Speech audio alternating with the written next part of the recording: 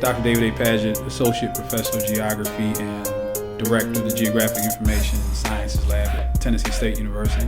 I'm David Schlunt. I'm a health psychologist in the Department of Psychology at Vanderbilt University. Well, I'm, largely credited with making the first food desert maps in Nashville using geographic information systems. Three things that need to have to be a food desert. You have to have lack of access to sort of high quality food, fresh fruits and vegetables.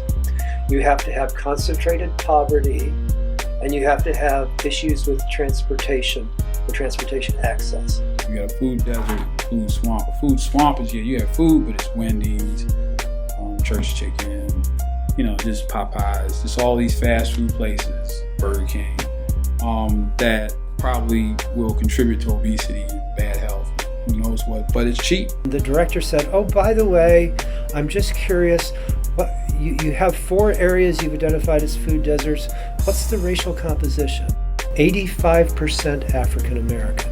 My take on it is this is a living example of institutional racism.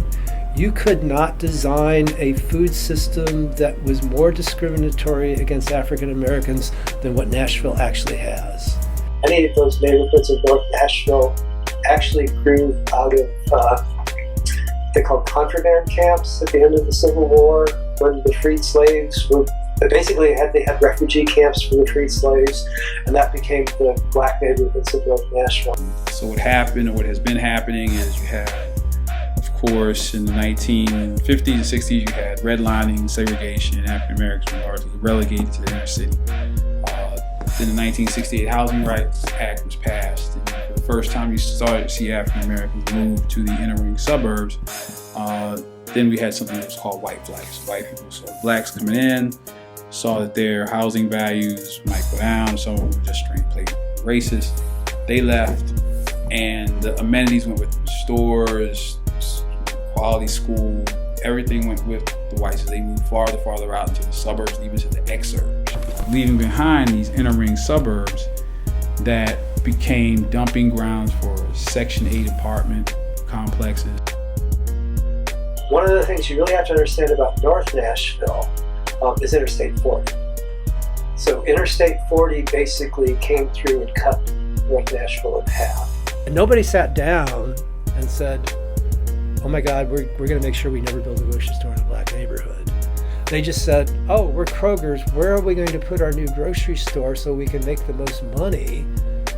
And so some of that's limited by zoning issues. So you really have to be on a major transportation corridor to have the commercial zoning. And basically nobody has built the grocery stores in these inner city neighborhoods.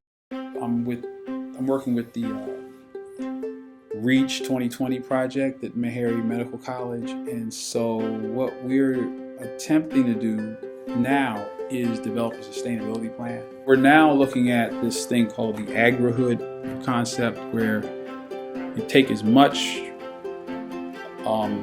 abandoned land that's in the city, estimate exactly how much food could be produced from this land if we were to farm it.